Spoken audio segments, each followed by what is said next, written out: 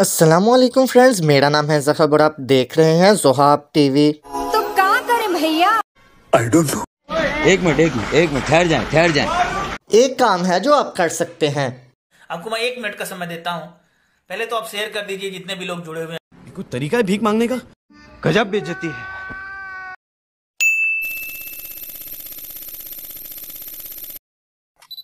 दोस्तों, चीज़ें चुराने का शौक एक बीमारी है। ये एक मेंटल डिसऑर्डर है जिसका नाम क्लेप्टोमेनिया है। इसमें इंसान अपनी मर्जी के बगैर ही आउट ऑफ कंट्रोल होकर चोरियां करता है। तो दोस्तों, आज की वीडियो में मैं आपको ऐसे ही लोगों की कहानियां सुनाऊंगा जिनको क्लेप्टोमेनिया की बीमारी थी। चलिए शुरू करते हैं। सब्सक्राइब करें ज़ोहाब टीवी को और बेल आइकन प्रेस करें इंफॉर्मेटिव वीडियो सबसे पहले देखने के लिए। मगर क्यों? क्योंकि मैं गरीब हूँ। बस रुलाएगा क्या? दोस्तों, पहली कहानी मेलिसा मॉर्गन की है। मेलिसा एक पुलिसमैन की बीवी थी जो कि काफ़ी ज़्यादा अमीर थी। ये औरत कैनेडियन थी और ये एक कंपल्सिव शॉपलिफ्टर थी। शॉपलिफ्टर वो चोर होता है जो दुकान में जाकर चोरी करता है। अब इस औरत को चोरी करने की कोई ज़रूरत तो नहीं थी, लेकिन फिर भी ये कभी ना कभी कोई ना कोई चीज़ चोरी करती ही रहती थी। मगर क्यों? क्योंकि इस औरत को क्लेप्टोमेनिया नाम की बीमारी थी। क्या क्या क्या बोला? मैंने कहा इस औरत को एक बीमारी थी जिसमें इंसान बिला वजह ही चोरियां करता है, जबकि उसे ऐसा करने की कोई ज़रूरत भी नहीं होती। क्या बोला तूने? 2 बार बोल चुका हूँ यार, बहरा है क्या? नहीं। ये औरत ऐसा नहीं था कि कोई ख़ास चीज़ ही चोरी करती थी, ये कुछ भी चोरी कर लेती थी। कुछ भी? हाँ जी, कुछ भी। ये औरत कुछ भी चुरा लेती थी। इसने एक क्रिस्टल्स का सेट चुराया था जो कि काफ़ी ज़्यादा महंगा था। इसने जो कुछ भी चुराया था वो कभी भी इस्तेमाल नहीं किया था। ये अलग अलग चीज़ें अलग अलग दुकानों से चुराती थी। ये इतनी माहिर थी कि इसने कई दफ़ा बड़ी बड़ी चीज़ें जैसा कि वाटर डिस्पेंसर और कैबिनेट तक भी चुराए थे। आप लोग भी सोच रहे होंगे कि मेलिसा ऐसे कैसे कर लेती थी जी। तो फिक्र ना करें, आप जो सोच रहे हैं मैं भी वही सोच रहा हूँ। यानी अभी सर जो आपकी कंडीशन है वही सेम मेरी कंडीशन है। लेकिन ये औरत बाद में पकड़ी गई। इनफैक्ट हर वो बंदा जो क्लेप्टोमेनिया का शिकार था पकड़ा गया। और जब ऐसे लोगों से ये कहा जाता है कि करते कैसे हो ये सब?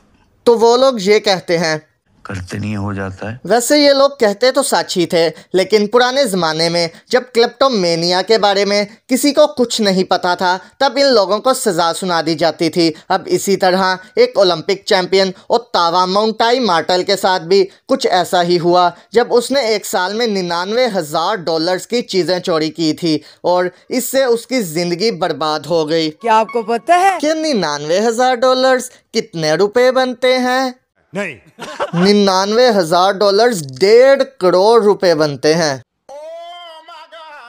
जब ये वाकया एक ओलंपिक चैंपियन के साथ हुआ तब एक सवाल उठा कि आखिर एक इंसान वो चीज़ें क्यों चोरी करेगा जो वो खुद ही खरीद सकता है। उस वक्त में ये बीमारी सिर्फ औरतों में ही थी। तब एक अमेरिकन राइटर इलाइन एबेल्सन ने 1992 में अपनी किताब व्हेन लेडीज़ गो अ थीविंग में लिखा कि औरतें क्यों डिपार्टमेंटल स्टोर से चीज़ें चुराती थी।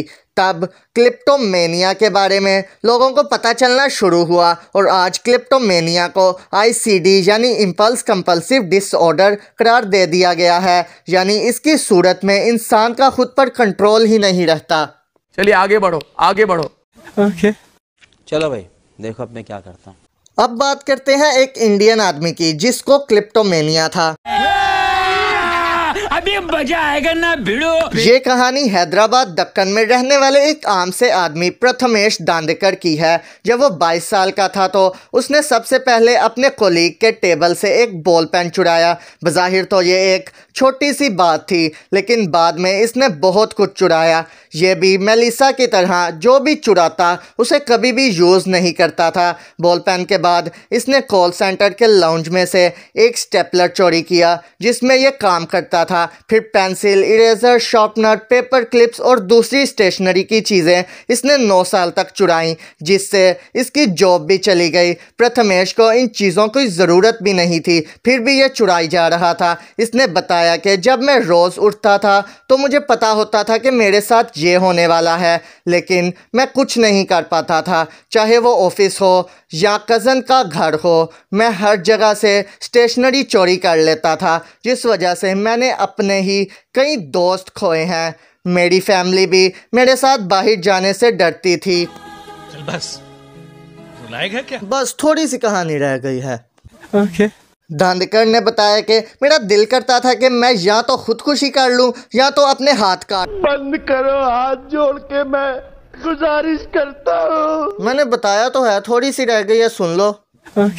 फिर प्रथमेश ने साइकेट्रिस्ट से अपना इलाज करवाया और 1.5 साल तक उसका इलाज होता रहा। और प्रथमेश जब 38 साल का हो गया तो उसका इंटरव्यू हुआ और उससे उसकी चोरियों के बारे में पूछा गया तो उसने बताया कि 7 सालों से उसने कोई चीज़ नहीं चुराई है। अगर आप चाहते हैं कि मैं ऐसी ही और वीडियोस बनाऊं तो कमेंट्स में ज़रूर बताएं।